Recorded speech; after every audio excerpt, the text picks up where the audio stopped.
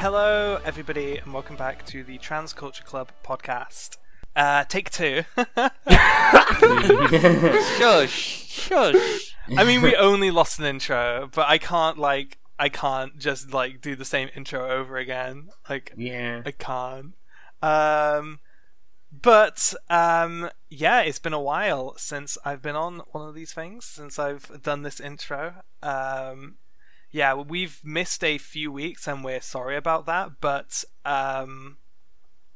yeah, it's just been, this last month has easily been the busiest for pretty much all the hosts since we started the podcast, and scheduling has gone quite difficult.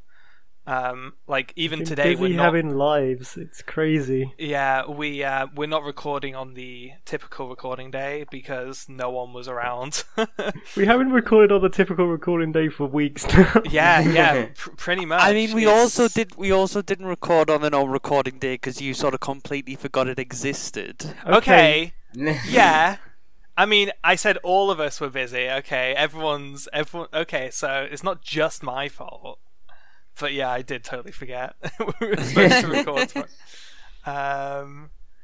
Yeah, so book club. Yeah, we're pretty late with the book club. There's not a whole lot we can or could have done about that. We're trying to schedule it, and we'll get it to you when it's ready, I suppose. Yeah, that one is kind of on us. But it shouldn't be too long, I don't think, before the book club. So.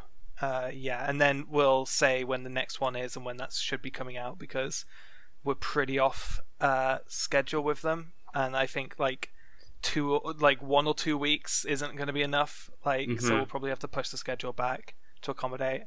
But we'll figure that out probably next recording and let you guys know what the deal is with that. Yeah, so let's get into the podcast. So this week I'm joined by Jackie. It's too hot. It is too I hot. hate, however. It is way too hot. You Brits are British really solidarity. pathetic. Zaria. Hey, Hi. It's not. It's pretty hot here too. Yeah, It's actually hot everywhere. here. And we are joined by our newest host, a familiar voice, but still a new and welcomed host, Alicia. Hey. So yeah, we actually did bring Alicia on as a host to try and help with the scheduling stuff, because God, I mean, when we started this podcast we were getting 4 to 5 people per recording, and then very quickly we were running up to 2 to 3 people per recording. I'm hoping after summer, once we get through summer, people should be less busy. Hopefully. Yeah, hopefully. I think it'll be easier to compel both Lachlan and I to do it when we are living together, so just wait a month. Yeah. Right, what should we do for the first topic? Should we actually do a proper topic first, or should we just continue our pre-recording arguments for a little bit? I thought I want to continue that, because I think it's unfinished business. Okay, so specifically, because there was quite a few. we literally started recording 2.5 hours late, and a good half of that time was just spent just arguing about silly stuff. It's not silly, it's actually very important. It's more important because you're wrong. Oh no, more people are voting for OP3. No. You need to explain what this is, Brooke. Okay, so I think the most heated debate was what is the best Cardcaptor Sakura OP. It's obviously the English dubs opening. It's obviously OP3. No. Actually, I like the first opening the best. OP3, it's basically its first line after I am a dreamer, Hisomu power is Watashi no sekai wa koi to yume to fuan de dekiteru. My world is made of dreams, love, and anxiety. How can you not empathize with Sakura in that? How can you not love that? Okay, but on the other hand, it's Cardcaptor's A Mystic Adventure. Cardcaptor's A Quest for All Time. I think there's a way more relatable line here. And it's not the one you're saying, Brooke. Oh, what is it? Fucking Zaria's. No. It's big mood. I clearly relate to A Quest for All Time. Yeah, that's really relatable for me. Yeah, it is. Okay, the English... Okay, so everyone who agrees with me knows that the English dub OP is one of the best,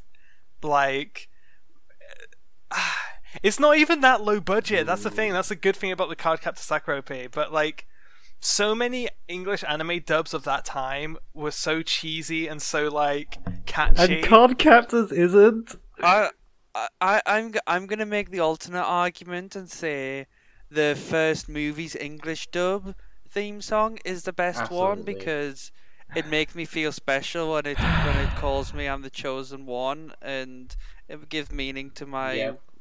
my But existence. OP3's winning. No, in all seriousness, the Japanese opening is best.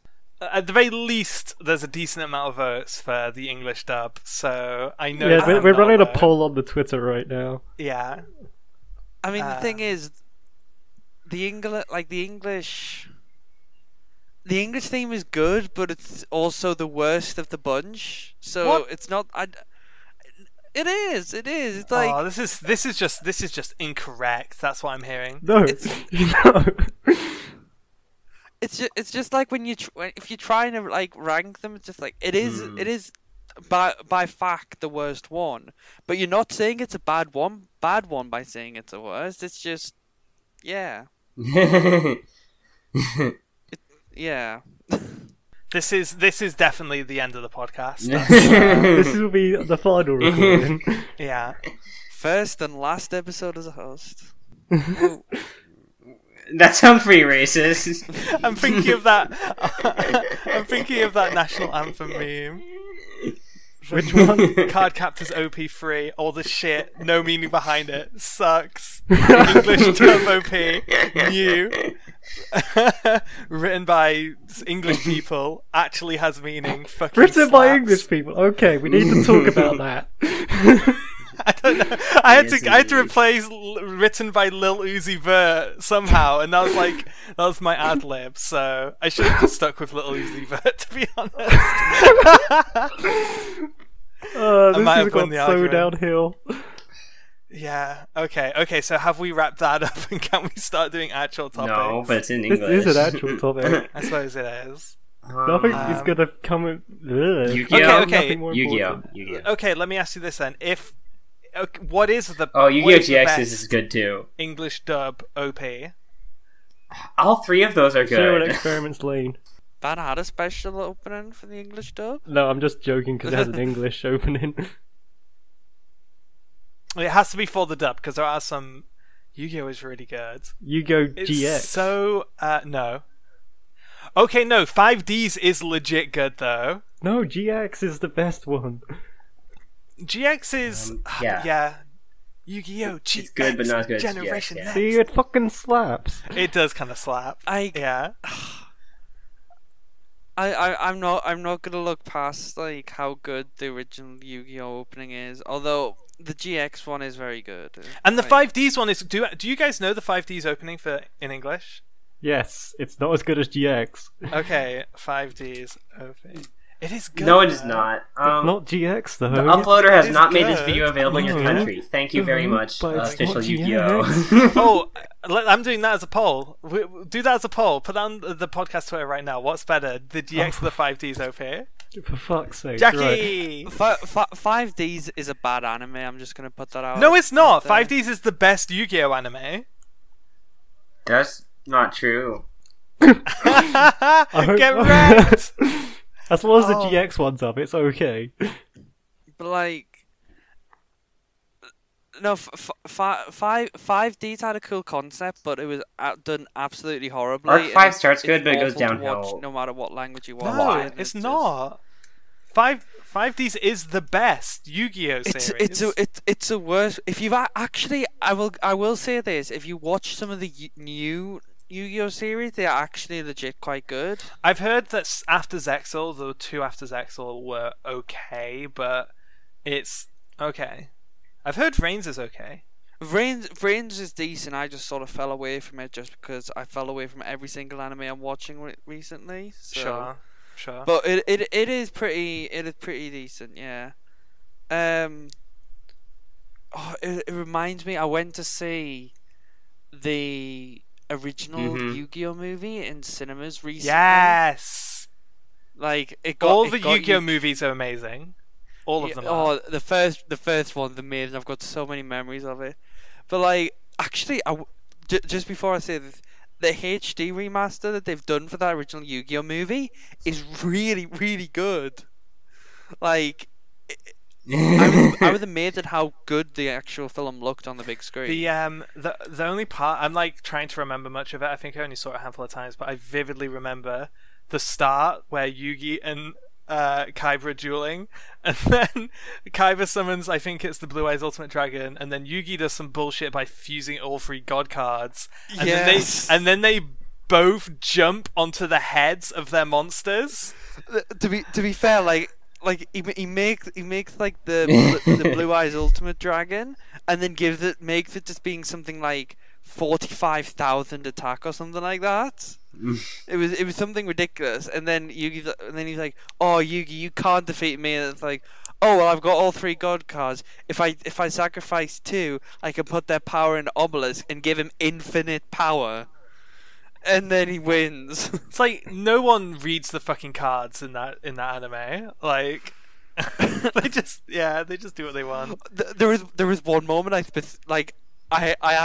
had to resist the urge to just shout because it's such a cool moment. It's near the end, and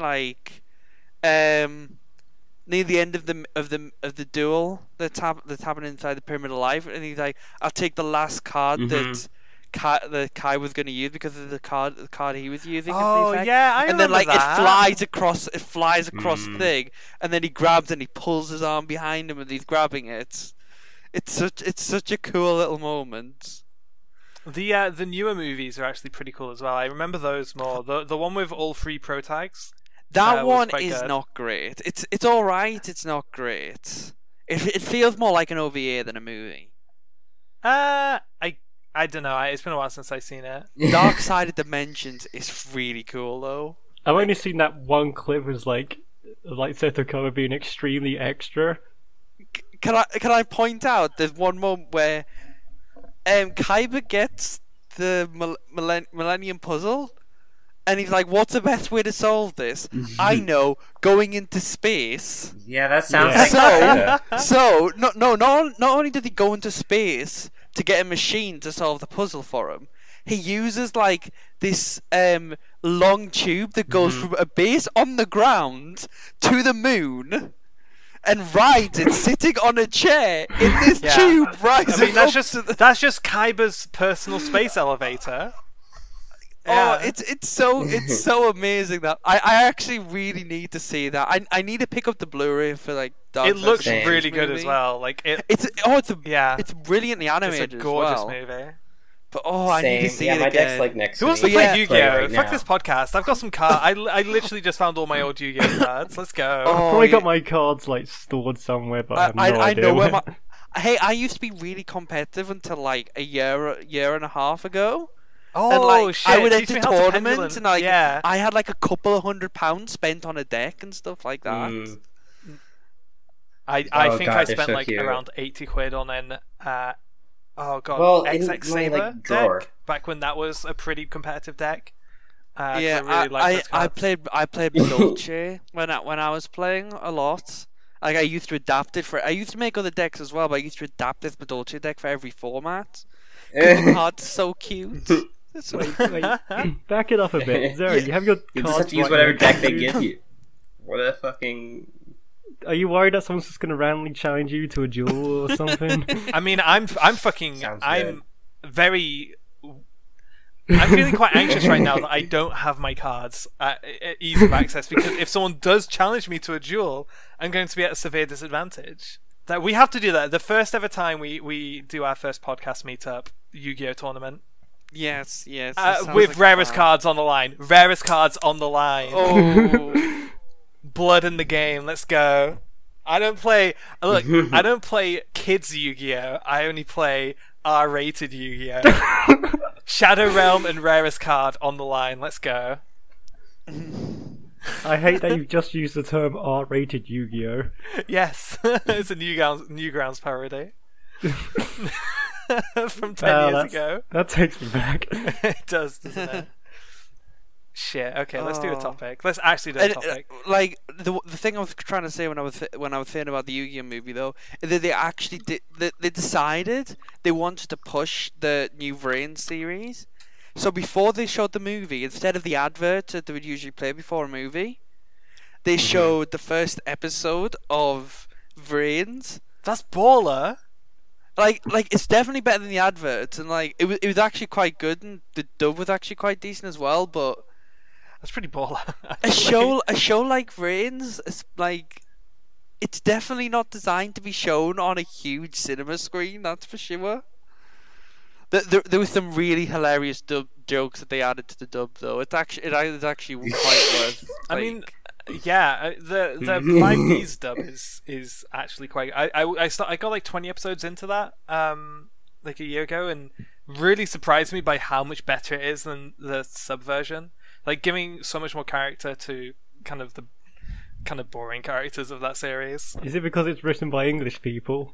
I think it's written by Australians actually, because like there is one like hardcore Australian Jack, the Kaiba insert is extremely Australian, and it just is amazing. I see you played Yu-Gi-Oh before. kind of. Yeah. Hey, so let's talk about. Okay, so obviously we've talked That about the sounds pinnacle of amazing, gaming, actually. Yu-Gi-Oh. Let's talk about some amateur competition that's going on at the minute, called the World Cup. I thought Lacombe's going to randomly enter and tell us about the Overwatch League again.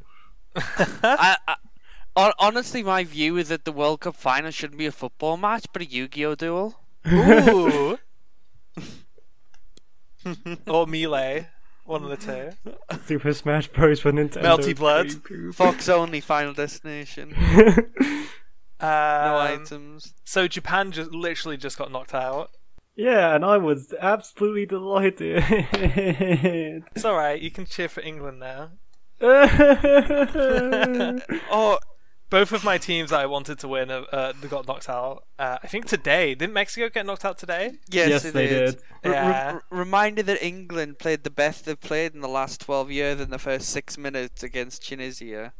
And we nearly drew. Oh. But yeah, the World Cup's been really fun. It's great.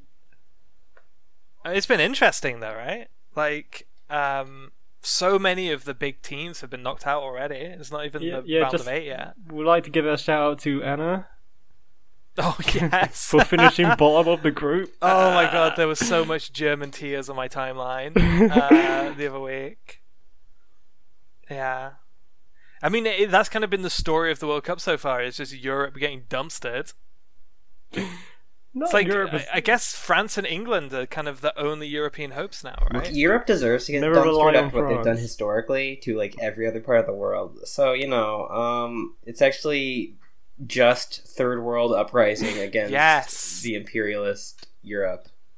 Very I only supporting cheered. Uruguay to go all the way. I mean, I really did want Mexico to win, but I don't know. Brazil. The thing is it's like Brazil. You can't even cheer for them as underdogs because they're like they have. I mean, don't they have like the most expensive player in the world playing for them? So Yes, that's Neymar. yeah. Oh shit, he was on front page of Reddit today for rolling around like a little baby girl. I think he's been doing that ever since like the first group match. That is always really funny to me whenever the World Cup is on. Is like Americans just being flabbergasted by the clips of people diving and pretending to be hurt. Because it is such a uniquely football thing. Mm. Like, it doesn't happen in other sports, I don't think. I don't know. Have you not seen cricket? I mean, I have. I've never seen anyone like take a dive in cricket though, and then to catch a ball. Oh, what Yeah. what about like Neymar today actually, where like somebody like touches his foot bit, like by the look of things he's done it deliberately, but it wasn't with that much force, and he rolled around as though he'd been shot multiple times. Like It was pretty Pathetic. amazing. This is just like, hey, let's just watch rugby instead. Rugby's cool. Yeah, no, rugby's good as well. rugby is bad in my opinion. No, rugby is good. Wow. It's better than American You know, football, I agree. which is literally the worst. You have an sport in American here, so existence. it might be as a representative Like, of America. I- I agree. So clearly, it's just objective fact. America tried a lot of different sports, and they got one good one, and then a lot of weird bad What are- ones. Okay, what's the What are good the bad Basketball. ones? one? Basketball is actually decent, Basketball is really fun to watch. but like you've got Okay, bad rounders Baseball's good. in baseball. Well, actually, baseball's not that bad actually. To be fair, but It's very basic. it's also it's not a bad sport, but I don't get why people love it as much and why there are like 150 games in a year or something for a team. Hockey's okay, Is but Canada is come up that with an it? American sport? I think that's more Canadian. Yeah, I love hockey. Hockey's great. hockey is pretty cool. But like I remember watching the Super Bowl, and I don't get how like they'll walk for like they'll do like 2 seconds of stuff and then they've got a minute of downtime so they can shove in a load of ads and then here's another 5 Yeah. seconds of stuff. Mhm. And Yeah. Anyway, come and buy some pizza rolls. It was so like trying to like sitting down watching American football with no one to explain how it works to me is so unintuitive because all that game is it's just one set play repeated and for 80 minutes or however long it is. And it's just different tactics in that one set play. I don't get why it's so stop-start. Like, Because that's what it is. It's like set play, you make your play, and then it resets to the set play again. It's like if all rugby was is line outs going back from one end of the field to the other. Or just if football was just only free kicks, you know. So what we're saying is that American football is the endless eight of sports. I mean, it does kind of feel like a boss run almost, you know. The Dark Souls of sports. no, because the boss run. No, the boss run can boxing. be Boxing good. is the dark souls of sports. Boxing, I do not understand. And What? How? It's no boy no. hit boy. It's the simplest sport. I don't understand the appeal of it. Then, Yeah, but it's boy hit boy. Actually, step back a second. Sometimes the boys have got muscles. You know one thing that's actually really confusing me at the moment with like the internet. Okay. Many things. Constantly, but go Woman on. yells at cloud.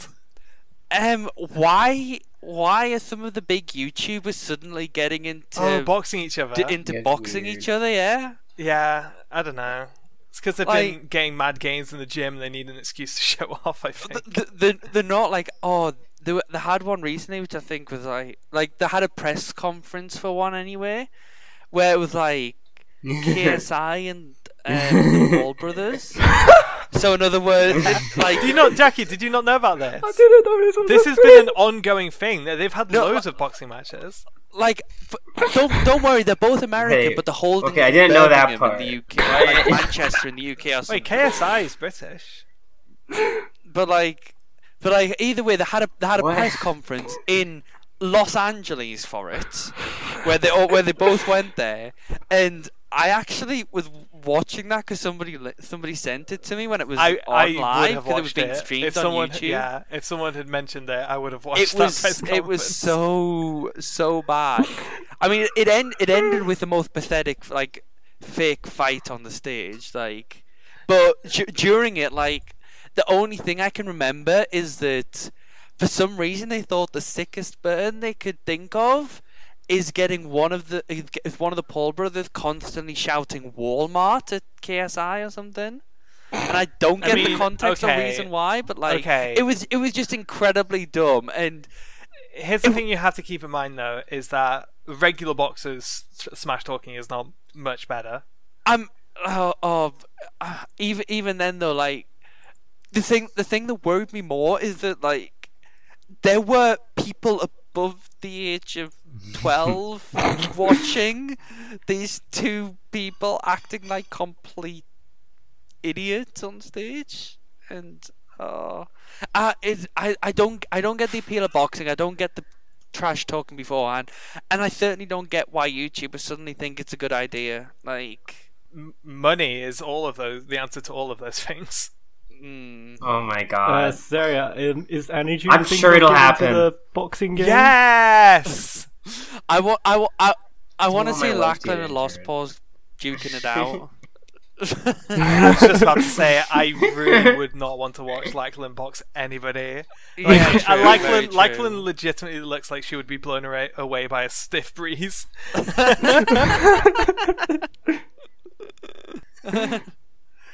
I mean, I'm pretty confident she could pull up immense amounts of fighting spirit, but none of that's going to matter for much. What in boxing, weight class is like the only thing that matters, really.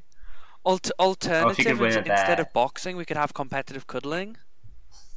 I would be. Really I bad would at watch that. competitive cuddling matches. Sounds like a good time. I'm not gonna lie. I mean, but how would you score a point? I mean, The goal isn't to win. The goal is to have a good time. You get participation medals. you give it. I don't know. You get judges to rate the hugs out of 10. Oh, okay. So it's like figure skating. Yeah. Figure skating. What for if hugs. it was like a decathlon and you did a bunch of different sports, but you had to cuddle, like replace, like it's like golf, but instead of hitting a ball with a club, it's cuddling. It's like kayaking, except instead of water and a kayak, it's cuddling. No, you could mix different sports with cuddling. So you could do a decathlon where for the run you have to princess carry someone and then you have to hug them at the end or something like that. You have to call it the cuddlon. The cuddlon, Thank yes, you. the cuddlon. I think we've come up with a new sport. Yeah, it definitely sounds like a good time. Yeah, we've I come up think with it's come up with something. a shit post, but We've go come up ahead. with something, that's for sure. That's true. It's already better than American football as well. So I love competitive ad marketing. Cool. That would be a good sport for YouTubers. Is competitive ad reading. Damn, I She can't believe when does Blackman's got she a read gold ads? medal already. Squarespace, Audible, Loot Crate, any of those? who can do the best the best Dollar Skillshare Shave or, Club. like Dollar Shave Club. I That's was the about one to I say, end up because it's hearing like a it's lot. always the same fucking brands. It's like I just don't. I feel there have to be so much saturation on those brands at this point. Like, who the fuck hasn't heard of Squarespace? I can't Who believe is YouTube tuning as a- in to I a can't believe podcast? YouTube as a platform has been so saturated that the ads they do is now saturated. But it's like it's so true. Like, who is listening to a Squarespace ad on YouTube for the first time and being like, "Oh shit, I was just thinking about making a website." It is literally the same 5-6 brands that are used every time. I mean, that's probably successful for them because it means if you do later on think, oh, I'm going to make a website, you'll remember, oh, I've heard Squarespace a billion times. I'll go use Squarespace. Yeah, I mean that is True. the logic behind marketing and jingles as well, especially. But Crunchyroll do a fair few, to be fair, and they branch. Crunchyroll do outside- interesting. They Yeah, do branch out outside of anime YouTubers as well. they sponsor original content on channels, which is kind of cool. Like I think it's less so Crunchyroll, but more so Verve, which I hear more about on YouTube now. well, I was just watching. Yes, it is a lot more Verve, and I really do wonder whether they're gonna try and branch. I think it's Verve. Is it pronounced Verve instead of VRV? Verve. I've always heard Verve. Yeah. Yeah, it's I've Verve. always said VRV. Anyway, It's Well, Verve. you're wrong. I'm always wrong. Anyway, I wonder if they're actually going to branch that outside of America because it seemed very clear that within a couple of years, VRV is going to probably eat Crunchyroll's brand, and VRV is just going to be all of Well, if they were Crunchyroll actually going to do probably that, they will wouldn't not be a thing making the because it'll Crunchyroll just be Expo and VRV. stuff to No, I brand doubt that. Crunchyroll. I don't think so. Because VRV is the umbrella thing. It's more like a network than More likely would be a channel they get rid of the for name lack of a better VRV word. and replace it with Crunchyroll. I think because Crunchyroll has actual brand recognition. That would make more sense, way more. Yeah. And they're also part of fucking Yeah. anime production committees now and shit. True. Yeah. They're I mean, definitely pushing that a lot, and it does make me wonder if they're actually going to ever expand that outside. Because they like, for basically the price of a Crunchyroll sub, you get like Funimation, you get Rooster Teeth, you get a load of things, all in one. This sounds like a I'm, Verve ad. We're not sponsored by them. Sponsored Okay, by here, Verve, sponsored Verve. by Dollar Shave Club, sponsored by. We'll sponsor. I'm just gonna make this call for the podcast. If Verve produces My Brother and Me season 2, I'll fucking do an unpaid, unsolicited ad read for Verve every single episode until the end of time. That's all I want. I just want season 2 of that show. It was so good. It was so good. You should watch that, by the way. It's on Amazon. I've vaguely now, heard about it. What was that again? It's My Brother and Me. It's the McElroy brother podcast. Oh yes, yeah. They made 6 episodes, and it's legitimately fucking amazing. Like, way too good, like, for what it is. And yeah, that was a Verve original, I think. No, it was a CISO original, which I think just got swallowed up by Verve. I don't know. Mm-hmm. It's in there somewhere. But hey, let's pull a topic out. How about that? Yeah, that sounds like a plan. Okay, so I really wish. I think I'll probably revisit this next topic properly with Ferris, but I just want to acknowledge the fact that I have been consuming a vast amount of Fate content in the last month. Like, pretty much every single new Fate anime plus Fate Grand Order, and it's kind of consumed my life a little bit. You and everyone else, buddy. Yeah, I mean, I just feel like I'm part of the club now. My FOMO is gone. Yeah, I mean, there is a lot to be fair. There is actually a lot to talk about with Fate. It's a really fascinating franchise, I think. Yeah, and let's start with Cooking with the Emiya family, because it only goes downhill from there. Kind of, yeah. God, I love that show. I think Cooking with the Emiya family is like the spiritual successor. Yes, to Carnival Phantasm. Well, it's a combination of a spiritual successor to Carnival Phantasm and an adaptation of the slice of life scenes in Fate Hollow Ataraxia, which is the sequel. Yeah. They Which finally I got think, Saber Swimming. Like, at this point, I In mean, Hollow Saber Ataraxia, Swimming was yeah. a scene in. Exactly, yeah. So at this point, I don't even think they need to adapt. I would say after that, but there's also because like a I ton of think it's hilarious kind of not good. slice of life scenes in that game that I would like them to eventually adapt. Yeah. Yeah, Isn't it there's just no a like single branching route for Ataraxia. Yeah. because it's a time loop, so you just get to do everything. I mean, I kind of like the timeline of the Fate franchise, honestly, where it just starts with fucking pain with Zero, and then like more pain, especially with like Heaven's Feel, and then since then, pretty much everything that Fate has been putting out has been significantly lighter in tone, like increasing exponentially to Cooking with the Emiya family. Because I feel like they just feel like guilty about what they did to their That's why they characters. can't ever remake Tsukihime, because people will have to experience actual pain again. They should remake the Tsukihime anime and just the anime, in my opinion. I never got around to watching it. It's great. It's old though. I hate watching old anime.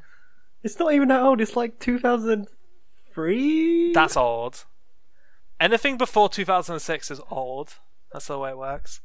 And that is a moving line. That is a moving target. I mean, we're like maybe 5 years away.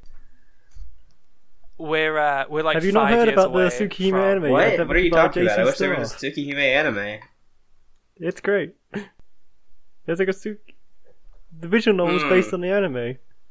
I mean, hey, I'm just glad that stuff like the cooking exists, because it might mean that actual good Fate anime, because we know the main story ones aren't. I'm gonna make the Some of them controversial are- position that Fate is actually a perfect series and there's no problems. The only Fate anime I have enjoyed is Ilya. So Wow. like I think Fate Zero is a boring anime. I think The Fate Ilya Stay Night manga, is just where you can just like skip I mean, the like okay. overlong kisses, is great. The anime occasionally is not great and goes way too far with that stuff, but the manga is great. it does go too far, and it's why I've not watched season 3. But it gets The manga though, yeah, it's it just like gets a real panel, so you can with skip some it. of the- So it's good actually. But no, like Ilya, the only one I've actually enjoyed. So I'm actually rewatching Fate Zero now, and I find it so much fun. It's like I think the way I described it to Ferris is it's like historical fan fiction theater, like with a healthy dose of tuny, but it really is kind of like written like theater. It's so much dialogue, so many like locational based dialogue scenes. I just dig it so much. Like my favorite scene in like all of Fate Zero is the fuck, I can't remember what it's called, like Banquet of the Three Kings or something, when they literally when the Three Kings that's are a great just sat scene. down chatting. It's but I would love to see like a stage version. I feel like it of, might Fate Zero, exist, because it would knowing work. Japan and their like stage versions. I mean, it probably does because they Have do you that, ever don't heard of they? the works of Shakespeare? Okay, Shakespeare is a really interesting, like, because I think they kind of fucked up Shakespeare really bad. Shakespeare should be this like fucking idiot loser. Oh yeah, like- he's in Apocrypha. Of course Yeah, he is. Shakespeare's Of in course he Apocrypha. is. He's a Yeah. caster. Yeah, but all he does is he just quotes himself, which is kind of brilliant, but also kind of a wasted opportunity. But I do like that it's very heavily implied that he is just influencing every event in the whole series. He's just writing it as he goes, which was kind of neat. But Fate, writing it as it goes. I actually liked Apocrypha a lot. That's one of the Fate series I just binged lately. I had so much fun with it. And then I realized, I found out, because I watched it when it came... no, I actually didn't watch it when it came out. I watched it like a couple of months after it finished on Netflix. Which is like a year after everyone else watched it. Apparently, like, people hated that anime. Which is a shame. I haven't finished thought it, was but really Zeke is boring. I think he's better than most Fate He's protags. he's just boring. Which is Whereas kind of other low Fate bar. protags at least have like character. Sure, I guess. I mean, yeah, Astolfo's the obviously protag. Astolfo and Jean are great. But Zeke is boring. Astolfo is actually really good. Like, that really took me by surprise by like how prominent a role Astolfo had. Like, they're in pretty much every episode. I think they're probably in the top 3 for screen time of any character. And also, like, it's so weird because I experienced so much Astolfo via osmosis, via the fandom, for so long, that, and all of that fucking Astolfo, like, fan content is extremely out of character. It's like, yeah. So actually experiencing the canon version of Astolfo was really surprising. It's like, oh, this is not the twink slut I'm used to seeing on my timeline. But yeah, Fate's pretty cool, and I've been playing a shit ton of Fate Go, which is actually kind of a good Pretty game. good. Kind of. It's enjoyable. It's a good time sink, which is exactly what I wanted. Yeah, some of the writing's interesting, for sure. I mean, Yeah, a lot of the there's early so much. like main plot is kind of, but it gets better, and the character writing's pretty good. Once they get to Orleans, it gets really good. I like Orleans. Yeah, I thought the Fuyuki stuff was not great. Speaking of which, the First Order anime just came out on Netflix. I watched that like last night. Yeah, as pretty an good. adaptation of the prologue, yeah, It's like 50 Alright. minutes long. the prologue's just kind of like though. Oh, and they should have Okay. gone with like female with Gudako. You gotta go with Gudako. You fucking Yeah, they really should have done actually, because I love Guriko, and that's only just from the Learning with Fate Go manga. yeah, but like that's the thing. That character, the female protag, has so much more yeah, no, for sure. recognizability. Like, I actually didn't even know what the He's male just like protag boring looked black like. hair Japanese guy. Well, I mean, technically the Fate Go protagonists were designed to look like they would be the kids of Shiro and Dean, but you know. Oh, okay, fair enough. I'm cool with that. I mean, at this point, that Fuyuki Holy Grail War canonically Yeah, was like yeah. 2004, right? So Yeah, no, that makes sense timeline wise. Mm-hmm. Yeah, Yeah, because it takes place. Yeah, no, for sure. I mean, I don't think it makes. I don't think they're actually the kids, but you know, they look like it. yeah. I mean, the protag in the anime is actually kind of surprisingly charismatic. Yeah, for but a imagine fake if it was super gay Gudako who's like horny as hell. That'd be even better. Yeah, but I don't think it could be There because it that's needs not the content. the thing is like because I'm playing as the female protag in the game and No, it's for kind of sure. just the same like dialogue choices and shit. The It's not even fan, it's monster official. It's official. Is definitely.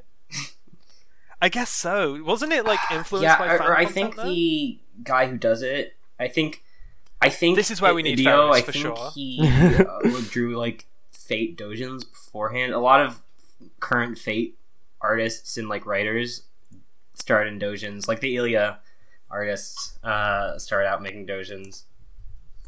Ugh. Well, not porn dojins. You could actually, never just, tell. You know. I So he went from Yeah, not porn he did. to porn. Okay. God, I don't like you. Yeah, It's got a lot of good stuff in it. As far as I'm concerned.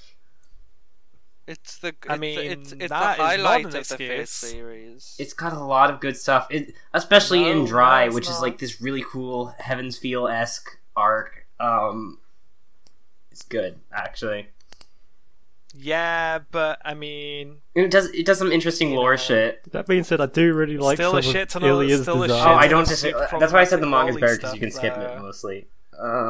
Which doesn't make the work better. No, but then you don't get all the cool lore. Well, I'm not supporting it. I'm reading scanlations of a manga. He's not getting any money. yeah, I think obviously when it comes to Fate, we could have a much more in-depth discussion on the series, especially with queer stuff in it. I feel like having that discussion without Ferris would be just unfair. Like, He'd listen back to the podcast like, no. yeah, I mean, it would be like talking about StarCraft without Anna, or talking about Yuri without Zarya.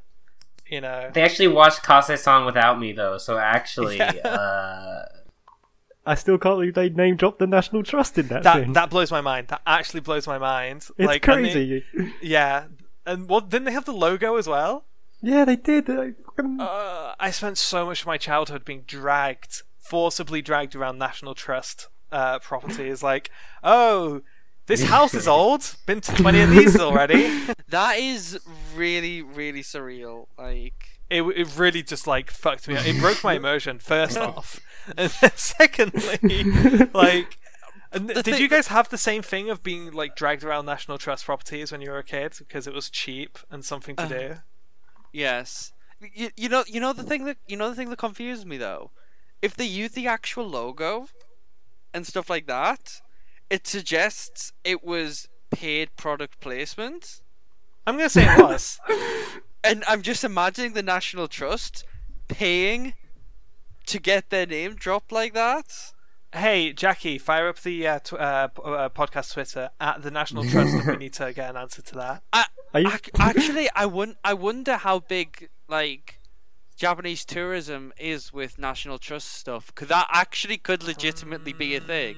Maybe Like a lot of Japanese tourists like to go to National Trust things, so they decided to name drop themselves in a Japanese. I'll be honest. I'm not. I've worked places that got like a lot of tourists. I worked. It wasn't National Trust. It was its own charity. But I worked at a really old place in the kitchen for like a year, and tons of tourists. Mostly, I think, like the vast amount of Asian tourism we get in the UK is Chinese. Especially because I remember that was a big deal when that was something I think that happened in like the last 10 years, that China opened up, like allowed their citizens to go undo tourism. I'm pretty sure that I've probably fact checked this as I go, because this is definitely like a word of mouth thing. But there was definitely like an explosion of Chinese tourists coming to the country, like 10 years ago or something. But yeah, that National Trust thing was pretty crazy. I could see it legitimately being a thing, though. I guess, yeah. I just want to know who had the idea. Like, hey, this I is think some it was in the gay manga. shit. Let's get on there. So it is based on a manga, right? I don't know what product placement rules are like for manga, but it does sort of then make me wonder whether it just wasn't like there wasn't anything thought of when it was put in the thing, but to keep it the same in the anime, maybe they paid the National Trust to use their logo instead of the other way around.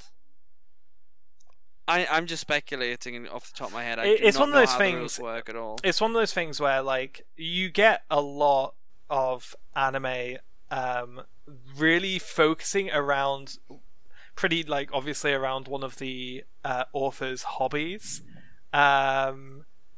You know, God, I'm really trying to think of a good example on it. I'm fucking blanking, but like you know, I like the really kind of like sports anime kind of feeling. Like things like Yuri on Ice, I guess, but they go like really in depth into these, you know, like into the history and stuff. And it's like, okay, clearly whoever made this anime is very passionate about whatever this subject is.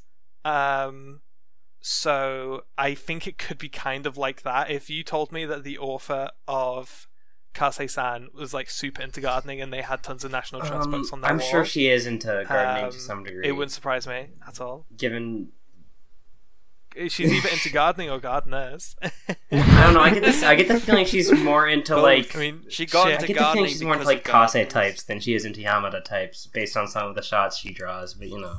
Well, yeah, I guess. Maybe. Never forget that Kaze has fucking leaves sprouting from her head. The sprouts are important. They're Should we very talk about it? important. Because I wasn't. Wait, neither me or Zerio were here for it, right? Or Alicia, were you? I was, yeah. You and Jackie were there. So me and Zerio get to talk about Kase-san on the podcast. You guys get to listen to our opinions. I really, really liked how, like lesbian sexuality was included, but not, in a. Not Look, this fetishized. is why all Yuri mangaka should be women. All Yuri mangaka need to be women because they actually understand. They are woke, and we need more female Yuri mangaka because they make the good shit. We need more Yeah, female certainly true. mangaka in general. Just more We women. just need more women. Yeah, I agree. Well, that's the trans agenda right there. Let's go. I'm Convert the fucking masses. sweating over here right now.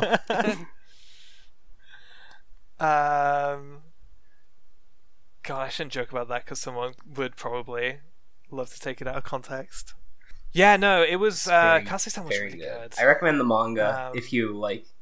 Is there enough manga to there- make it's a 5 full volumes series? already, so they totally could theoretically. Although I suspect they'll probably, if it sees enough success, they'll instead of doing that, they'll just make a second OVA. But I'd be fine with anything. It's one of my favorite mangas, so like the fact that it even got an OVA is like wow. I'll take what I get.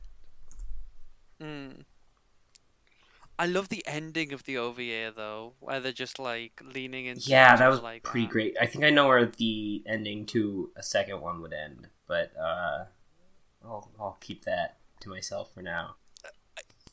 It was just very very gay and it was good. Hey, you know what I think we actually could do with more of is like actually gay anime. And by that I mean two guys. I think that should 'Cause exist. I don't care that much myself. I feel in terms like of watching Yuri- it, but like Yuri gets way more of a like. I feel like it's way easier to I get Yuri on I the actually screen. disagree. Um, The thing is, like, it's certainly true that you get more this is so I would say Yuri subtext in anime than you do get like explicit like gay male stuff. But in terms of like outright explicit gay male shows, you get more of those than you get like explicit female like girls love. I guess, but that's right because I'm thinking of like something like what's it called? it begins with a D. Dokusei. Like actual. Yeah, I'm actually thinking of like actual real gay stories and not like the VN adaptations. Like my brother's husband. Stuff like that. Yeah. Yeah, exactly. That's exactly what I'm thinking. Oh, yeah, no, I think that's because like about like the visual a novel, lot of BL is very like porny stuff. Yeah, fetishized in a way that like I wouldn't say Yuri is never fetishized, but like because so much Yuri is written by female creators, which isn't really as true for BL. It's a lot less likely to be so inherently. Well, I mean, most BL is written by female creators, but that's the thing. It's not written by male creators. I mean, one thing that, I think it spreads beyond anime into stuff generally. I mean, this was a talking point of E3. Yeah, like it's one thing that I really don't like bringing up, but I feel like it's something that is true to an extent. That it's very good when you're seeing things like such as at E3, where you had the kissing scene during The Last of Us 2, like when that was being shown. We talked about this, didn't we? Yeah. Like after recording. Yeah. It's the issue I have is that I feel you get to see when a company wants to have some sort of LGBT representation, it's often going to be lesbians, mainly because. And the perfect example is Assassin's Creed, right? Where they have 2 gay options and they only show the female one. Yeah, like it feels like they could have shown both. Their thinking is that, the straight male gaze sort of they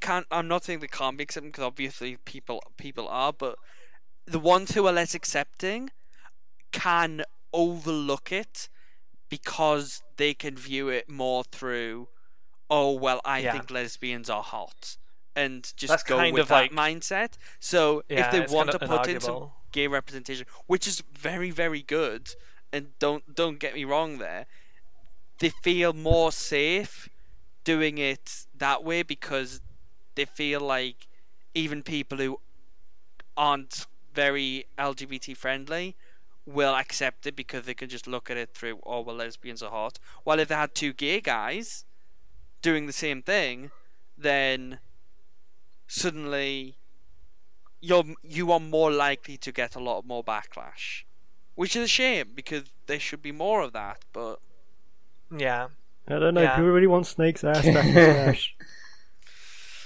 But again, that's a lot of thirsty straight girls. You know, it's not. Male ass is not inherently gay, as much as our like. I mean, we come from a very queer bubble. It is a very toned ass. I will say that.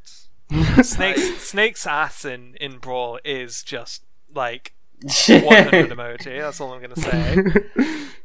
And, this time it's so flat. If it was on the road, it wouldn't even register as a speed bump. Yeah, it's not good. You can't do Snake like that. Kojima would not be happy. I'm guarantee you, he would not be happy. You heard it here first, Konami. I'm making Nintendo simmer down that ass. Yeah. Although I actually really like the new Samus. Ooh, yeah. By the way, yes. Design is really good. Yes. The new Zelda design. Yeah, I don't like it. I like the new Zelda design. I'm a little sad they didn't go for the Breath of the Wild design. I think that is actually the best Zelda design. Hopefully there's like maybe an alternate costume. Exactly, yeah. Or an Echo Fighter down the line, maybe. Yeah, or give us Linkle. No, you should totally do that. Yeah, that'd be nice. I mean, first give us Linkle in like an actual Zelda game. Yeah, I feel like Breath of the Wild, if they're going to keep making Zelda games like that, then I feel like the choice of male or female Link is like just on the roadmap at this point. I feel like it's been on the roadmap for like 10, 15 years now. I feel like it makes way less sense in a very, I guess maybe not linear, but you know what I mean, more like a far more linear experience, like Skyward Sword, right? than something like, I mean, Breath of the Wild is an open world sandbox. Those are the kind of games that really lend themselves to customization and play that, freedom. Like Breath of the Wild encourages like more individuality than like the adventure itself. I mean, it was all about freedom. That entire game was just freedom was the Breath of the Wild driving... was much more the experience in the story. Exactly. Yeah. So I feel like if that's the kind of path they're taking Zelda down, I think it's going to get really hard for them to argue against. I think they've Link said Hall. they want the next Zelda to be open world as well. They've not. They've not. They said would be kind of they're mad going to not go to. back to. Even if it was like a Zelda every 8 years, I can't see anyone going back to Skyward Sword style Zelda after Breath of the Wild. They've said they want to go back and continue making them. And I think people would go back to them because I do know people who prefer that sort of Zelda game to what Breath of the Wild gave Just them. remaster. They've got so many titles they can remaster between now and then. You know. Well, I mean, what they could do is they could make a open world Zelda and then a top down Zelda and then an open world Zelda. No, I definitely think they should. You know, like, to kind of that fill was what the 3DS was for, but of course that's going to be out the window for now. But I mean, they could totally put a Link Between Worlds top-down was Zelda great, on so Switch. give me more of that. Exactly. Yeah, and they kind of did the exact same thing with Metroid, right? They put out the Samus Returns Metroid game to keep people going for the new Metroid Prime game on Switch. I just hope it comes out in the next 4 or 5 years. It'll come out next year. It'll come out next year. Or at least we'll get meaningful. I hope so. I missed all of the Prime games because I didn't have a GameCube, so you could get them That's on Prime Wii, games are my- and you could get the superior pointer controls as well. Yeah, I did have a Wii. I could have got them then, but Prime still. series is like my favourite Metroid entry. I just love them to death. Oh, the GBA Metroids are so dear to my heart. I am very not versed in Metroid. I've only played the original Metroid Prime and Other M. Those are the only 2 Metroid games I've played. Isn't Other M the bad one? Yeah. Team Ninja one? Team Ninja, Yeah, the one that's a bit controversial. I mean, like controversial, you mean dog shite? no, but people don't like the story more. Gameplay's just like mediocre. I feel like it's not, that's awful. The gameplay's got some cool ideas when you don't activate the game-breaking glitch that causes you to not be able to progress any further, and then you have to. And the only solution that Nintendo could give is put your save data onto an SD card and mail it to us in the post, and we will fix your save file. Oh my god! Yeah, I forgot about that. When that happened, like I actually had that happen, and I called up, and they said, "Oh well, the only thing you can do is you're gonna have to put the save data on an SD card, and then you're gonna have to send it to us in the post, and then we can fix it and then send it back." I just restarted. Wow. I restarted. Oh, that's amazing. This is it was the only time I've thought like maybe having all of these patches for games is actually a good thing. Okay, well, I mean, yeah, of course it is. The Metroid is actually really dear to my heart though, but like old school 2D Metroid. Like my first games console was a Game Boy, and I remember I had Metroid 2 on that, and that game used to terrify me because the Metroids were so scary in that game. When you went into the room and you would see like the Metroid shell, and you would be like, "Oh no, there's a big scary monster in here." I was like 5 years old. I will say parts of Metroid Prime's world are legitimately creepy, especially like near the end when Metroid the Metroid starts appearing. Like it can actually get sort of terrifying going through some parts. Metroid is a really interesting Nintendo property because it is. I mean, Samus is an intergalactic like bounty hunter. She's hunting down these like Metroid attach themselves to people's heads, like full on like alien style. I mean, Metroid is it feels like Alien in its best right? moments. Ridley is the name. Like that didn't come from nowhere, you know. Yeah, and also I feel like the design of like the ancient Chobo race, all of that stuff is like really kind of creepy and there's a lot of Metroid's just a really cool property for Nintendo. Actually, it's so different for them. Yeah. And Samus is my main in Smash as well. Mine's Kirby, and I love my big plink boy. Yeah, I like Kirby a lot too. I need to make a point of using my playing through 2 and 3 because I've got the Prime Trilogy on Wii. I need to make a point of playing 2 and 3, and I should also use my SNES Classic and play Super Metroid as well. Super is so good. I'm sure I would love it. There are so many games that because I tried to play Metroid 2. Maybe Metroid 2 is a really fascinating game, especially the original Game Boy really version. interesting. Because it is it's an open world game basically. There's no map. You have to constantly kind of keep track of where you've gone and where you're going. It's genuinely like an open world survival game. I like Metroid 2 a lot, and Samus Returns was it wasn't great, but it was definitely noticeably Metroid 2 enough for me to be like, okay, this is kind of Metroid 2, so I'm going to keep going. God, let me actually check because we're so off track here. Okay, there's 3 topics here. Do we care? Should we just keep rambling, or should we go over one of these topics? We've got AX, which I don't. Which only one of us is going to. AX, I think would probably be better as a post AX thing. We've got more people who are actually going here. Yeah. Okay, so AX is coming up. Anime Expo. Stay hydrated if you're going. It's please stay hydrated, just in general, even if you're not going to AX. It's true. It's generally good life decision. Hydration, it's good. Hydration's really important, especially to weight loss as well. If you're not hydrated, your body burns fat at a very diminished rate. So, Ikuhara, that's the Zeria's thing. Indeed. And then we also have badminton and the new anime season. What do we want to talk about? So Zaria, how was your Ikuhara project? It was a lot of work.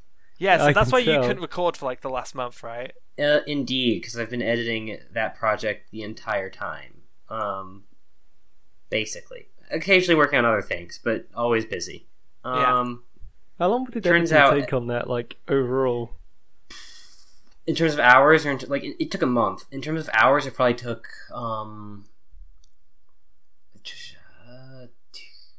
maybe somewhere between 100 and 200 hours. Damn. Probably closer to 200 than 100. Yeah, I can imagine. That sounds about right for a month, yeah. It was good. It was fun. Editing it was very fun. Given that I've been working on that project for a year, finishing it was a big payoff, emotionally. So. Yeah, it comes out in the video as well, for sure. Especially the outro where I cry. Yeah, I'm very glad that it's done though, because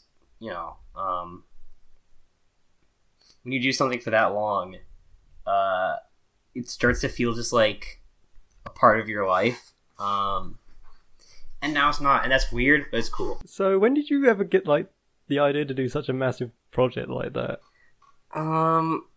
Okay, so back in June of last year, not this year. Yeah. I came up with the idea of writing. June this year, Jesus. I came up with the idea of writing something on Ikuhara. Back then I was just a blogger, of course. I wasn't an AniTuber yet. But I did have plans to be an AniTuber. You were pure. I had plans to be an AniTuber though, so I was already impure. I have been planning to be an AniTuber since as long as I've had my blog. I got my blog because I literally asked Digi, hey, how do I become an AniTuber? And he said, make a blog first. And I was like, okay. That's... which would have been around the same time I first talked to Lachlan. Anyway, because of that, I ended up... I basically, the further I looked into Ikuhara, the more I was like, oh, holy shit, there's so much shit here I have to, dig up if I'm gonna make this, as I want. So eventually I just was like, okay, guess it'll take a year. And, then it took a year. Ta-da! That's the story. Just do some magic in between. Indeed, yeah. It was just 1 second I wanted to do it, the other second it was over. Done. Woo. See, this research bit, it's easy. It's easy. Yeah, that's the story basically. I completely just thought of a new topic off the top of my head. I really want to talk about Captain Spirit. Oh, the fucking... Can't talk about that. Yeah, no. So Life is Strange just put out a free interlude episode called the The Amazing Adventures of Captain Spirit, or It's the Awesome Adventures of Captain Spirit. And it's this really... I actually think it's one of the strongest Life is Strange episodes. That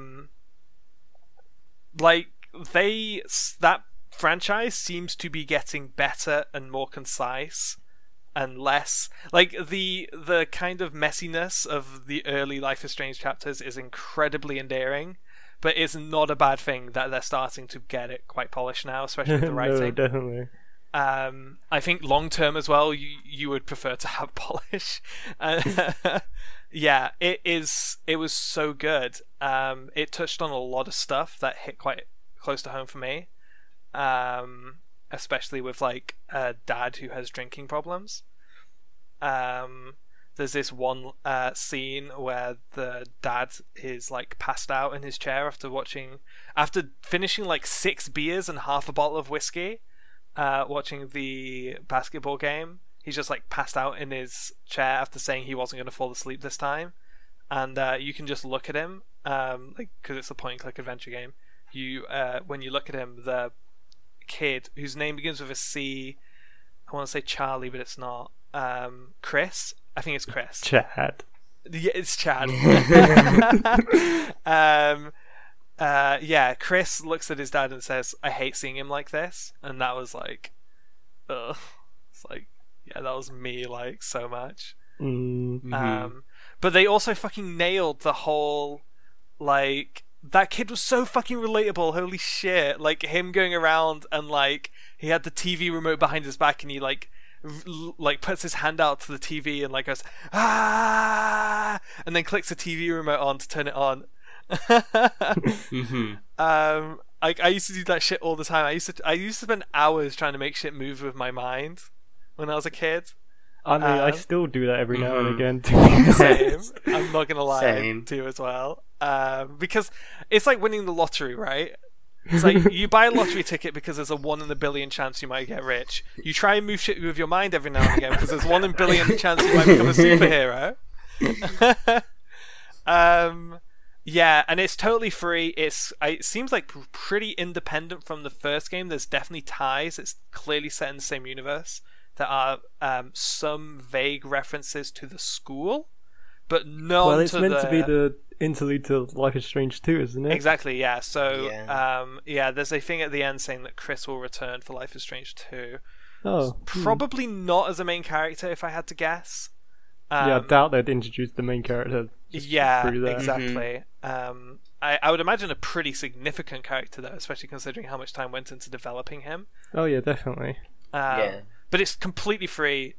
Just go download it. Play that game. It's really good.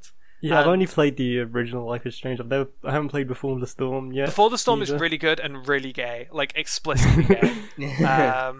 The first game, there was it was really weird, the gayness in it, because... And Before the Storm contextualized it a lot, but it's pretty clear that Chloe never got over Rachel. And the whole relationship you could have with Chloe in the original Life is Strange felt it didn't feel supernatural, super space natural. It felt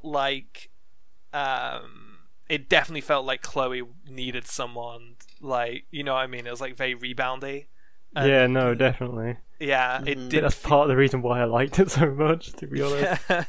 Yeah, and Before the Storm really, I actually liked it a lot. I think it's kind of a little divisive. I don't think there's many people who straight up hate it. I think there's people who are kind of disappointed by it. I thought it was really strong.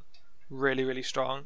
Sadly, I only know how they've changed one of the voice actors from the original game. Yeah, that was unfortunate. That was really unfortunate. I would have preferred them to delay it, but again, there's like shit. Once you start a project like that, it's not something you can put off for a year for voice actors. Definitely. You know, it's the realities of production are very kind of As much as you would be like, it shouldn't have happened with scab voice actors.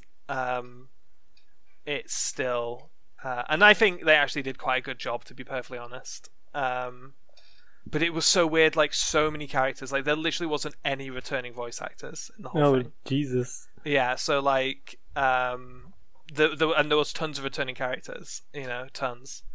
Yeah, but loads of new ones as well. I actually think it maybe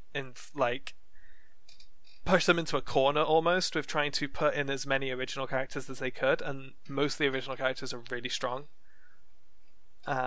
So I would highly recommend it. It's probably going to get pretty cheap on sale at some point. Yeah, definitely. And really gay. It's like, and it's really positively gay in a way that like the first Life is Strange was kind of like I say, the context really informs why the first Life is Strange, the queerness felt. There was clearly a lot of trauma in the middle of that romance, where Before the Storm is just straight up like just really wholesome, and really romantic as well. It's good. We're probably going to do a book club of the first Life is Strange at some point, although it's obviously quite a big, it'll be one of our biggest time commitments yet. Yeah, definitely. So we'll probably give a lot of notice before that one. But I mean, we're taking this on to read a fucking book, so. Hey, I read the book pretty early. It blows my mind that I am like consistently the first person to finish the homework. Look, I've never been good with doing things on time. No, me neither. That's the thing. That's why it blows my mind. It's like I always consider myself really fucking bad at getting jobs done on time. And then I joined this podcast. I'm like, okay, maybe I'm not so bad. Maybe the podcast was good for one thing. So yeah, that's what I want to talk about. Go play Captain Spirit. Support Life is Strange. It's good. It's visibly queer. It's really wholesome. Okay, let's move on to, I guess, what would be our last topic, which is just talking about the new season of anime, which hasn't really started yet. The one show to really talk about is the first episode of the badminton anime, which I watched last night. Oh, yes, yeah, it's good. Hanebado. Yeah. Very good. It's cool. It is kind of good. Quads. Lots of quads. Yeah, I'm here for that. So I guess that kind of is also offset by the really glaring lack of sports bras. Yeah, that did bother me. That is literally the first thing Zaria noticed when we watched it. I noticed that months ago when I saw the It looks PV. so painful. Like when she's running around and her boobs are just going full like jiggle physics. Like that shit hurts. Like definitely 100%. That would hurt to do. If I forget to put my sports bra on for the gym, I literally can't go over a certain speed on the treadmill. Like it's a real fucking thing. So yeah, and I just know it's going to be a pretty consistent thing for the whole series. Like, yeah, I'm just gonna have to accept it. I'm sorry. That's my main problem with the episode is just that. I mean, yeah, but I mean, as far as main problems go, it's not that bad, right? Yeah, no, for sure. It's one of those things where it's more of a nitpick than anything. I think it does kind of show a little bit of like that's the kind of thing that immediately makes me think, okay, male author. Yeah. Yeah. I mean, it could also be a female author who never had that problem. Which, you know, bless. But it's just dead. It's good. I actually kind of liked how a lot of sports anime feel almost like slice of lifey in the way that they're very like monogendered, right? Yeah. You know, there's like most sports anime have like the club manager who is a girl, and that's the only girl in the whole series. I actually kind of like. It feels like there's a whole school happening at this place. Like that tennis club dude seems like he's going to be a pretty important thing. Like my theory is that he is going to end up joining the badminton club because he's chasing after one of the girls or something, and he's going to end up being a problem. Maybe he's like chasing after Main Girl, but like Main Girl seems like pretty unconcerned with romance at all. I mean, there's the line like really early on, like, "Oh, I thought you weren't interested in boys," which is kind of like a queer dog whistle almost. Yeah, right? no, because it's the sure. very straight lens viewing of like just someone who doesn't think about romance much. But then obviously there's all these frothing lesbians over on the Trans Culture Club podcast who are like, "Oh, that means she's gay." Yeah. Yeah. Well, I mean, okay, look. She, in the first scene, she was staring down at the picture of the other girl getting kissed and given the trophy and was, like, crying about it. So, I'm just saying. Pretty sure that's not a gay thing, though. Like, even... Oh, I'm sure it's not, but, I get you. I do get you. But, yeah. No,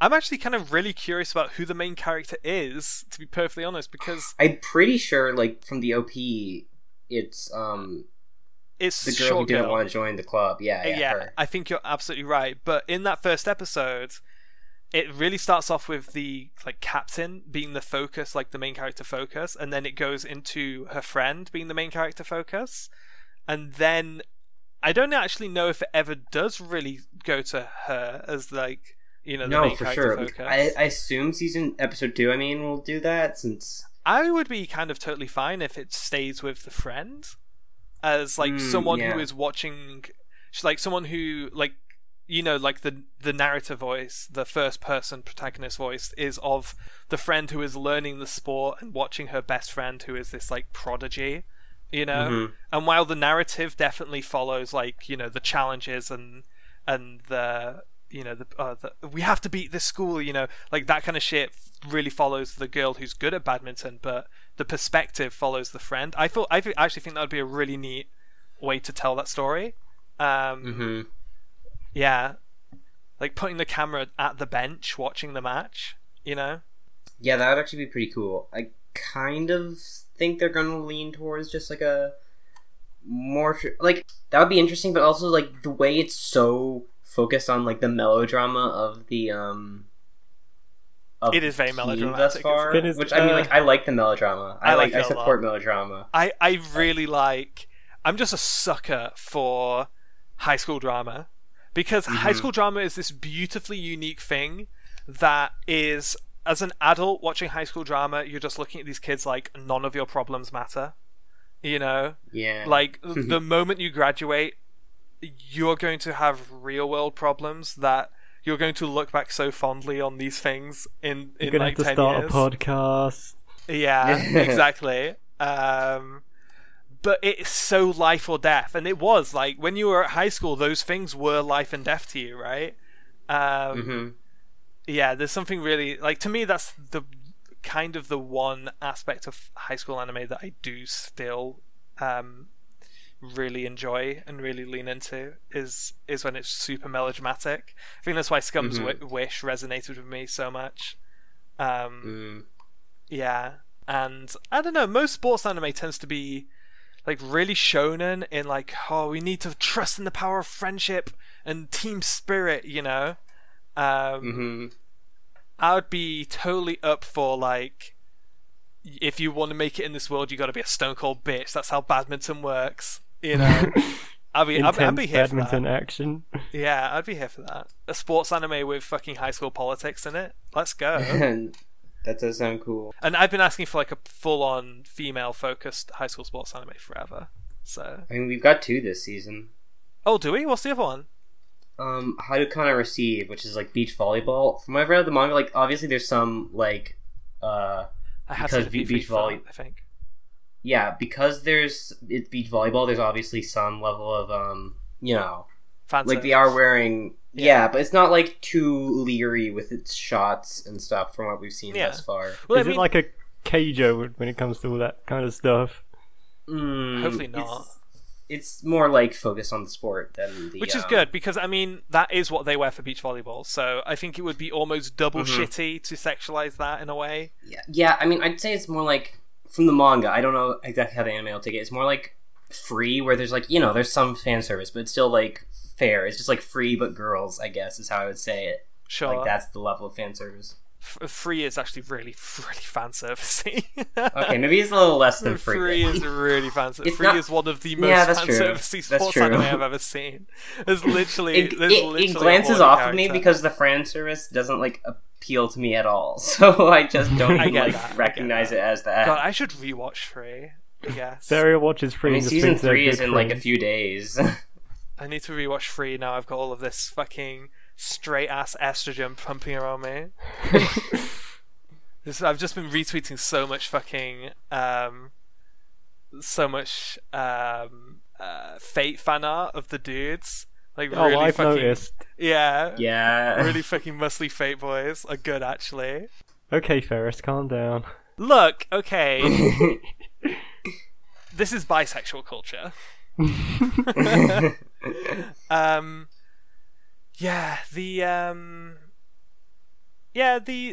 beach volleyball anime might be kind of good. I think I would be more interested in the badminton one just based on the sports aspect of it. I don't know if beach volleyball is really a sport I care too much about. I mean, if it's really stellar, then sure. And if the badminton one starts to fall off, because I mean, like I'll report literally, back in. the sports anime that I was the most hyped about in history was the rugby one, because rugby is my favorite sport, and it ended up being kind of not super entertaining, which was a huge shame for me. And then like one of my favorite ever sports anime, well, I guess two of them really, Kuroko no Basket and Haikyuu, who are about sports I didn't give a shit about at all going in. Yeah, I mean, like, a good example for that would be, like, I don't know, Chihaya Furu is about Karuta, which is a game that doesn't exist in the West, and it's still rad. I thought you were just going to say it doesn't exist. It literally does not exist.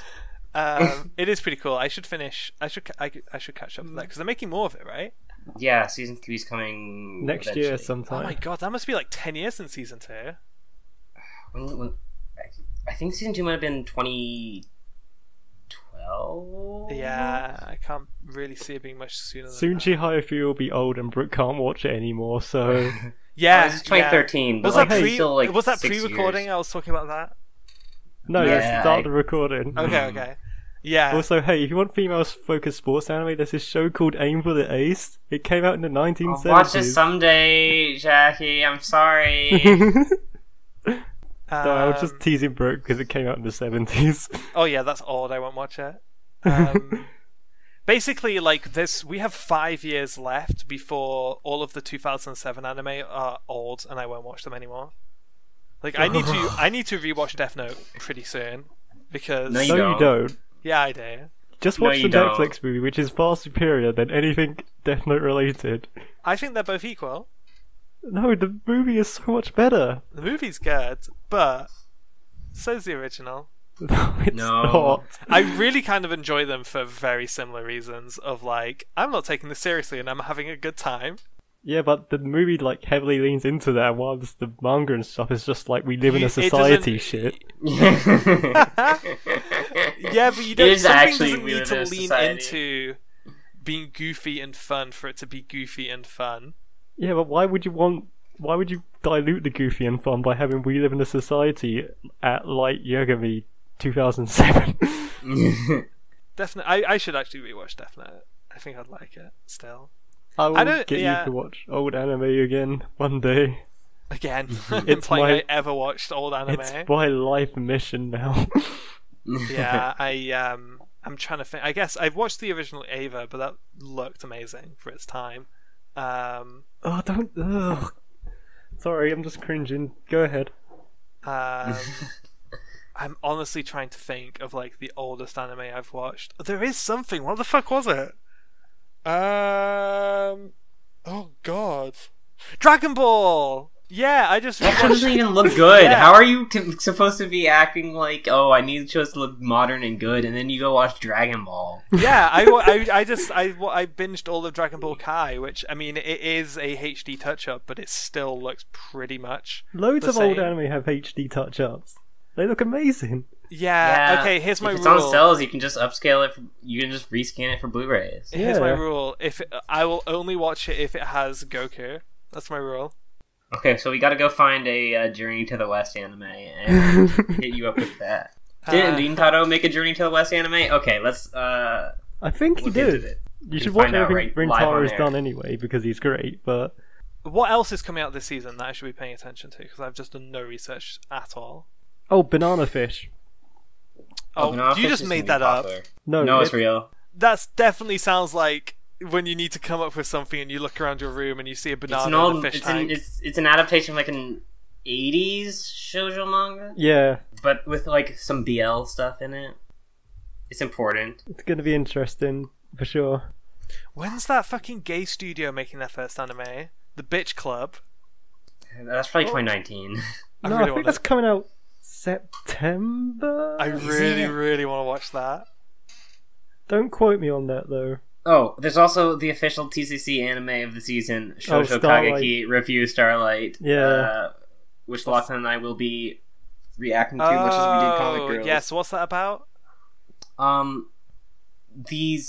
It's about like a musical troupe with like duels, and like a group of like the girls are part of said troupe, inspired by Takarazuka Revue, which is this all-female acting troupe in Japan, which is famous for being associated with lesbians. Oh, I think we've talked about this on the podcast. Actually, the Yeah. moment you said that, yeah. Okay, I might. So we're check gonna that react out. to that, and Check also we'll react to it live starting from episode 3 or 4. Oh, I was gonna ask why not for episode 1. Well, because we won't be living together until then. Soon. .jpg. Anything else? Is it kind of a quiet season? Is that the vibe? we're getting? It's definitely got like less shows than last season. Well, not less shows, but less shows that are like Notable shows. notable, Yeah. which is fine. I don't care how many shows I watch in a season. I think people should do their backlog of older anime. That's true. Yeah, I'm watching Clannad right now. Oh Clearly, yeah, I'm it sounds like you're having a great time. Oh, Oh, I Clannad is love not it. good. It's not. Clannad is 3/4 bad, 1/4 good. So just skip to the second half of After Story. No, I actually can't do that. That would ruin the whole point. No, okay, so let's have this discussion because I think this is bullshit. When people No, are like, Sarah has No, a reason because she's watching Well, everything I'm- Kyoani. Well, Oh, yeah, I'm watching right, everything okay. Kyoani, and also if I'm gonna write about it, I can't just like skip to the end. That's like bad journalistic practice. I guess sure that makes sense, whatever. But who was it? Who the fuck was it? I was having this argument with. I can't remember. But basically, I was just saying like, just watch the last quarter of Clannad, just watch the last half of After Story, and they were like, no, you need all of the previous stuff to build up to the emotional moments, and I'm like, no, you don't. Up Well, did the same shit in like a 5-minute scene with no dialogue. You No, you- absolutely do not need 30 episodes of anime to set up emotional context and weight. That's true. It's You true, probably but don't. you've also But gone I have to into watch those it with the anyways. context and the lens, and you can't think of what it is without that lens. To say. Look, I mean, I never wanted to watch Clannad. I just need to watch Clannad, okay? Look, my kind of opinion started in that saying that Kyo is the best, and I won't hear anything else. Which one's Kyo? Thus far, I can't disagree. The purple-haired girl. Oh, So- is she the one? Is she the butt girl with the Bernie house? No. It's been so long since I've seen Clannad. I think I don't see. It's been is ages she since the I've seen older it as sister? well. Is she the older Yes, sister? Okay. yes. Okay, yeah, she's good. She's good, and the silver hair girl's good. Those are the two I liked. I actually really like the main character in Clannad. I think for like a Very harem boring. I think for a harem protag, he is one of the ones I like the most. But then that's super informed by like the last half of After Story, where it was like the baseball, him trying to hit the baseball so he can propose to the father. That was so good. And then obviously everything with the kid. Yeah. Well, we'll see how I come down on that later. Is this your first watching, or are you rewatching it? First, I would not. This is not a show I would rewatch. Sure. Have you seen? What's it called? Like the pre-Clanad. Canon. Are you talking Canon, Kanon or are you thank talking you. Air? Because I've seen Air. I've not seen. No, Kanon. I was definitely talking about Canon. Yeah, I haven't seen that one. Ugu. Oh my god, I'm remembering Okay, so much look, now. that I know Kanon has a Ugu, but like, there's no way that matches Air being like the dumbest shit of all time. Air, spoilers. Air, 3/4 of the way through, the main character walks off and then becomes a bird for the last quarter of the show. I respect that. A bird who watches over the girl who's like half his age, who he's implied to have a romance with. Why is Key like this? I don't know. You know, okay, I came to this realization. All the criticisms about Moe that I disagree with generally are actually true if you apply them to Key works. They're not true about K-On, but they are true about Key. They're 100% true about Key. Key does infantilize the girls. Key is bad. Junmai does a hack. That's all. That is all. You know all about talking about hacks. Absolutely. I just completely spaced out there. I'm not even gonna lie. I'm not gonna hide Before we it. wrap this I up was by literally, now. I was just looking at like my finished cup of tea. I was just looking at it like, I really want a cup of tea. Don't spill it now. It's empty. I spilt it all. Okay. Let's. There's one thing I want to ask Zeria before we wrap up. Zeria, did you see the Leffen set from CEO of Dragon Ball FighterZ? I did not, but I've been linked to it. I haven't had time, but I will watch it today. It's, oh my god, he is so good, and it breaks my heart that it basically Leffen played Goichi, who is pretty, I would argue, probably still the best player, although this is the third tournament he hasn't won, which is really interesting, but it's been someone different each time winning, which actually makes the scene really interesting going into the World Tour. But Leffen took him to his like top level and matched him for, like, there was a back and forth period of, I think, like 90 seconds of them just like one hit from dead, just blocking everything each other has to throw at each other. It's so good, and easily like the best Dragon Ball FighterZ set ever. And I kind of have a crush on Leffen. I'm not even gonna fucking lie at this point. I like him a lot. That's yeah, cool. that was like a really hype thing that happened yesterday. So I'm They're really great. I'm really getting sucked into the fighting game scene.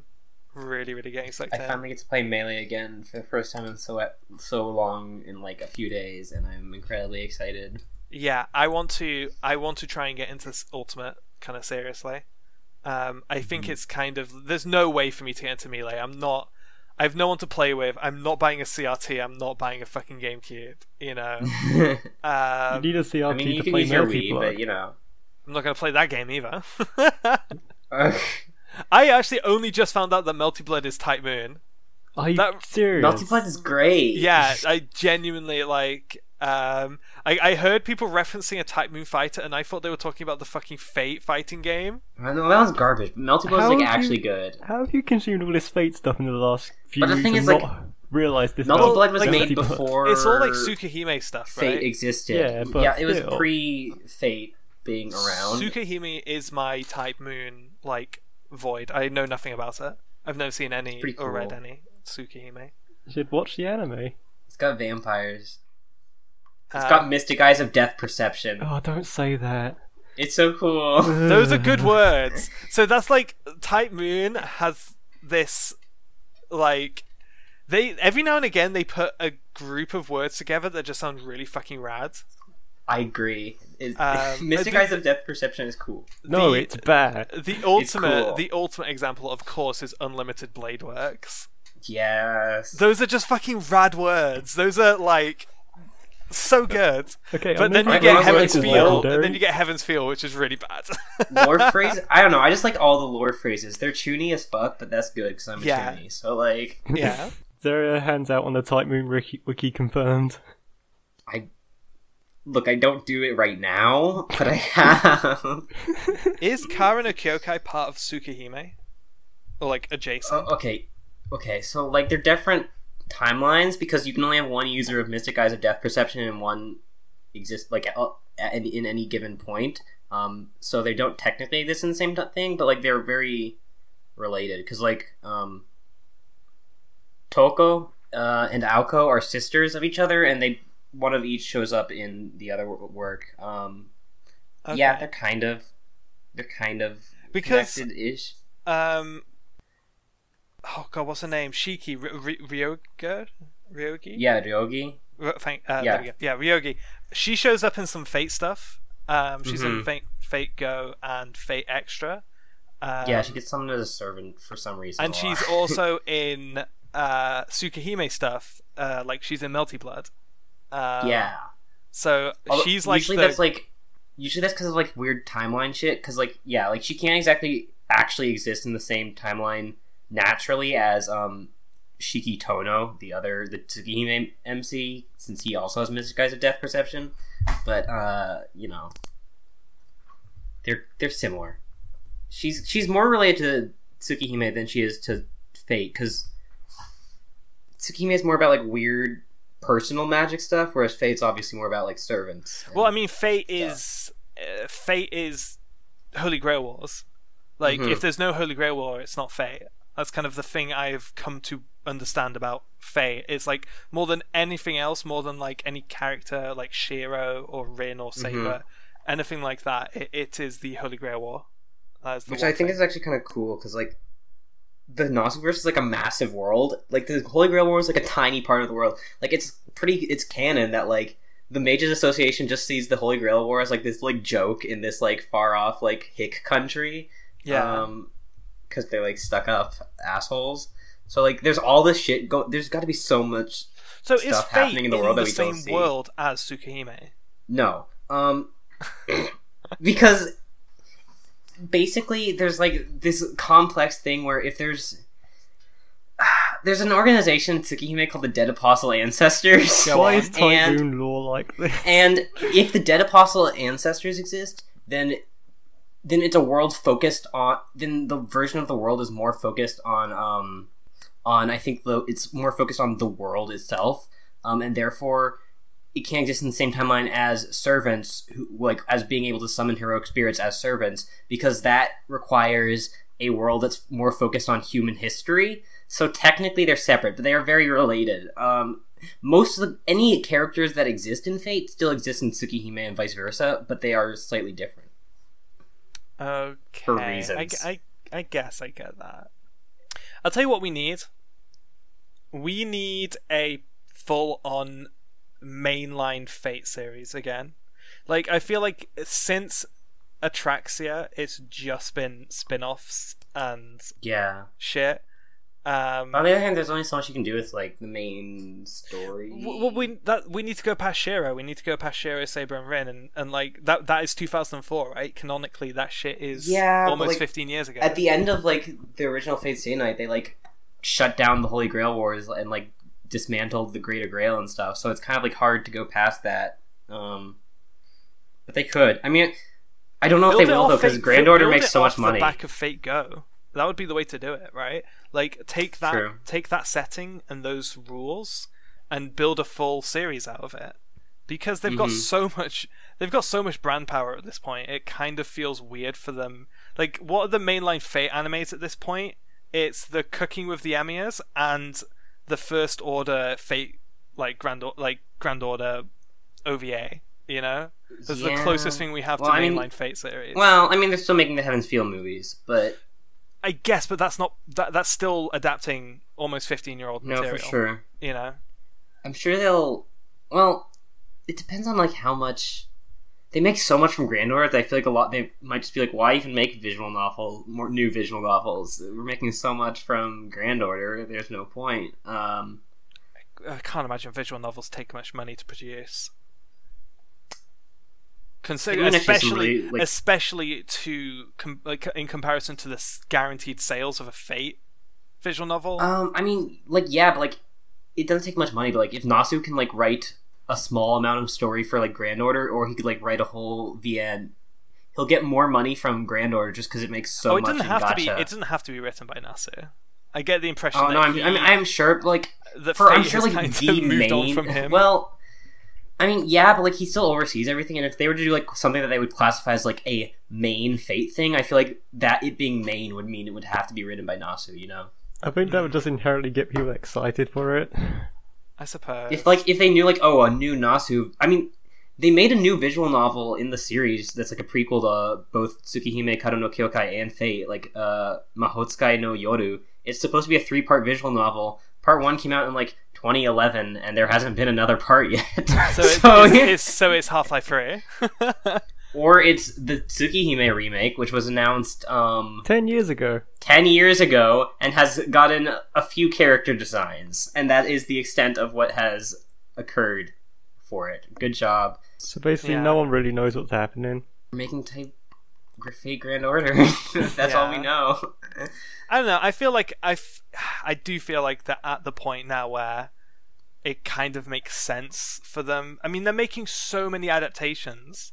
Like, literally, we had Apocrypha, then we had Last Encore, then we had the Grand Order OVA, and the Emiya thing, and we've got Heaven's Feel. That's like 5 Fate anime projects in the last 2 years.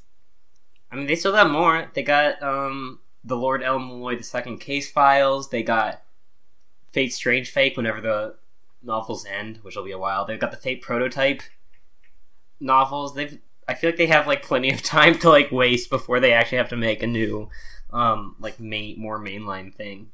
I guess actually, now you mention it, novels probably would be the way they would go if they were to do something mainline. Because would you consider Fate Zero mainline? I would. Finish is technically. I'd say it's a spin-off, but it's like the most mainline spin-off. It's because it actually directly relates to the story of Stay Night, unlike the other spin-offs, which are kind of just like, oh, this is some weird alternate timeline, whereas Zero's like actually like, everything just in a Zero prequel. is canon, though, right?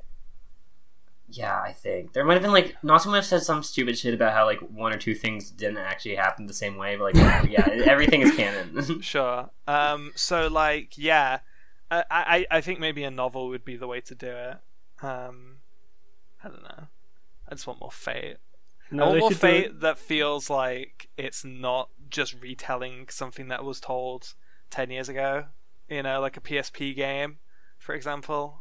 I want something that feels like big and meaty and like a proper full story. Which, I mean, I guess that's Heaven's Feel, because that's the one route I never actually played through, and there's a lot of it. That's funny, given that it's like the best route. Yeah. I got to Heaven's Feel, I finished Unlimited Blade Works, and I was like, I don't have it in me to finish another one of these routes, and the movies are coming out. I'd just rather experience it through the movies. I'm sure they're going to be great, so... Have you seen the first one yet? I have seen the first one. I really liked it. I haven't seen it yet. I'm just so mad that Lancer gets dicked over in all 3 routes. Lancer he's so good. I like him. Lancer is the Waluigi of Fate. Oh, but you know the funny thing is that Lancer has probably got a better chance of ending up in Smash. Oh my god. Now that would be the fucking dream crossover. Holy shit. I mean, it would have to happen like this, right? It would happen like this. There would be like a triple crossover event, like Fate, Grand Blue Fantasy, and Fire Emblem. Do like a huge crossover event, and that somehow leads to Smash. Oh my god. Saber and Smash. That'd be very interesting. Although it would be Saber, it wouldn't even be Lancer, so why bother? Lancer would be an assist trophy. Yeah, he would. You rank luck. There we go. Same as Waluigi. Oh god. Okay, let's actually wrap this episode up. Mm-hmm. Hey Jackie, what's trans culture? Dying in the heat. Just Oh, that. Shit, yeah, it is. Oh my god, I actually read an article like how really hot weather is not good for trans and gender non-conforming people. I can't believe that the sun itself is transphobic. It is. It is. It's just a big. It's a big burning ball of transmisia.